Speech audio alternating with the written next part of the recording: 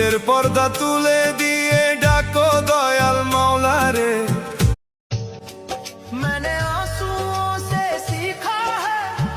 হাসরের ময়দানে কত গাতার মানুষ হবে গো।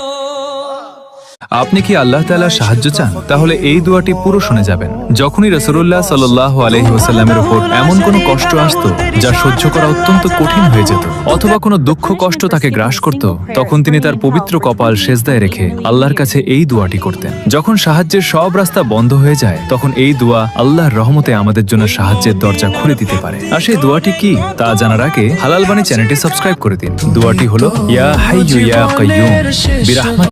তোমার জীবনে দেখতে পারি না রে আল্লাহ, मैंने आंसुओं से सीखा है सजदे। আল্লাহ ও মজলুমের আল্লাহ। হাসরের ময়দানে কত গাতার মানুষ হবে গো। আপনি কি আল্লাহ তাআলার সাহায্য চান? তাহলে এই দোয়াটি পুরো শুনে যাবেন। যখনই রাসূলুল্লাহ সাল্লাল্লাহু আলাইহি ওয়াসাল্লামের উপর এমন কোনো কষ্ট আসতো যা সহ্য করা অত্যন্ত কঠিন হয়ে যেত, অথবা কোনো দুঃখ কষ্ট তাকে গ্রাস করত, তখন তিনি তার পবিত্র কপাল সেজদায় রেখে আল্লাহর কাছে এই দোয়াটি করতেন। যখন সাহায্যের সব রাস্তা বন্ধ হয়ে যায়, তখন এই দোয়া আল্লাহর রহমতে আমাদের জন্য সাহায্যের দরজা খুলে দিতে পারে। আর সেই দোয়াটি কি তা জানার আগে হালাল বাণী চ্যানেলটি সাবস্ক্রাইব করে দিন। দোয়াটি হলো, ইয়া হাইয়্যু ইয়া কাইয়্যুম বিরাহমাত।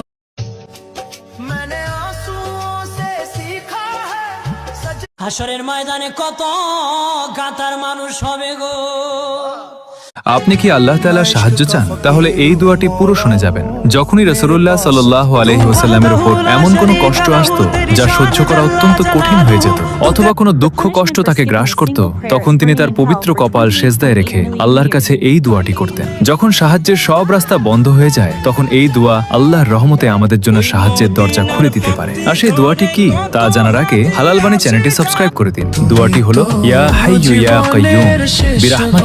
ওই মদিনার পথটি ধরে কত হাজি আসে যায়। রাসূল সাল্লাল্লাহু আলাইহি ওয়াসাল্লাম বলেছেন, যে ব্যক্তি সকাল এবং সন্ধ্যায় 3 বার এই দোয়াটি হাসরের ময়দানে কত গাতার মানুষ হবে গো।